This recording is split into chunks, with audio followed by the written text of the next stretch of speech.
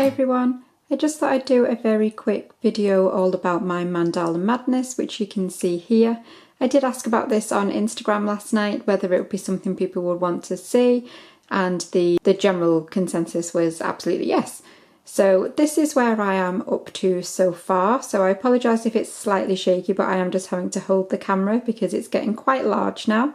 So this is to obviously get it to fit in the frame. So I'll take you in a little bit closer. So obviously this is my centerpiece, and then we work out to the side. I think I'm on round 47 maybe at the moment, and this is how it's working up so far. But I apologise to those of you that follow me on Instagram, you're probably a bit fed up of seeing my progress pictures, but every round that I add I think looks really nice, so then I take another picture and pop it on. But anyway, I'm using Shippy's Whirl for this particular project, and this is the Rosewater cocktail. So everything that I've done so far has been all from this whirl.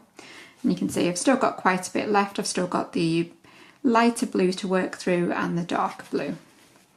So I'll just move that for a second. Now, the pattern itself, or the Mandala Madness, is by a very clever lady called Helen Shrimpton, and I will link obviously down below to her pattern. Now the pattern itself is wonderfully well written. I was a little apprehensive about starting this project because I knew it looked so complicated, and as much as I've been crocheting for a couple of years now, projects like this I still find quite daunting, but so far so good. As I say, the pattern is wonderfully well written, and also for those of you, like me included, when I've had a little wobble and been a little unsure of exactly what it meant, there is also a video tutorial for every single part of this pattern, and that video tutorial has been done by Esther at All in a Nutshell on her crochet YouTube channel, and she's obviously got permission from Helen to do that. Now, it's just so handy to have a video tutorial to refer to when doing a pattern like this, because there are so many different stitches and different ways of doing it that it's so good. As much as the pattern is excellent, it's really good to have that visually right in front of you at times to say, yeah, absolutely, that's where I thought it was, but it's good to see it in front of me. So it's been really helpful to have the video tutorials to refer to when I've needed it. So I think as much as the pattern is quite complex for me personally, I think given that you've got the video tutorial, I think most people would be able to follow along with it. Now, the other thing that I have noticed when doing this particular pattern is that my old stitch markers were just not up to the job.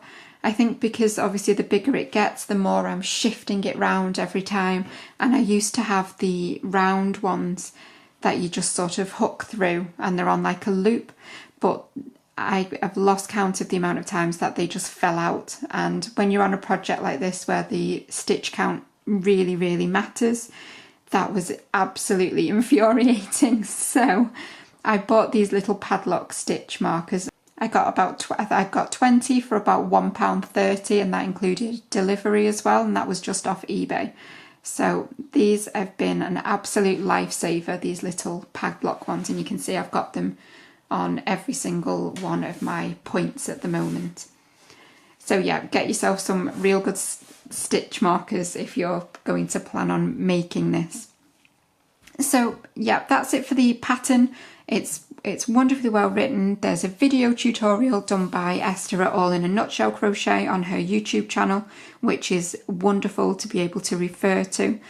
Now the pattern itself obviously can be worked every single round in a different colour yarn, and I must be honest, I'm a little bit lazy, so that is why I wanted to do it in the whirl, because I thought I can get the lovely colour change without having to cut off my yarn at any point. I assumed I would just be able to keep going around and never have to snip off my yarn, and I'd have two tails to weave in, the first one and the end one. that is what I was expecting. That is not what has happened. Let me just turn this over.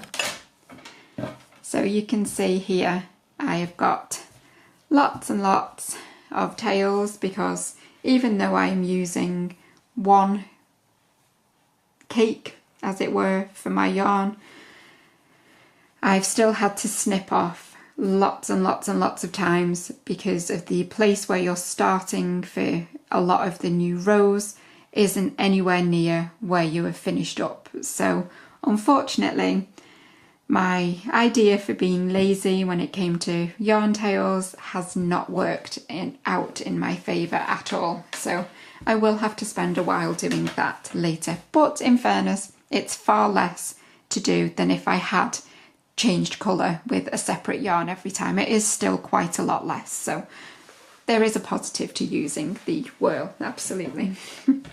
And also, this is quite a lot bigger than I was expecting it to be.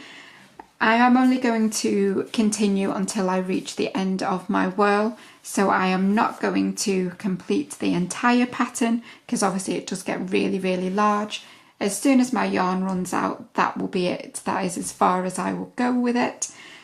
But I just wanted to show you how it's coming along and say how good the pattern is.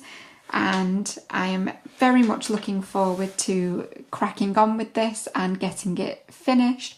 And then I think I'm going to have it as a wall piece. I think I'm going to pin it to some nice old reclaimed wood that I'm hoping to get made, and then I will have it as a really large wall piece to hang in my house somewhere. So I will obviously keep you updated as to whether I do that, and I will let you see it when I do. But that is all this was. It was just a little talk about the Mandala Madness, how it's coming along, and what I think of it all so far.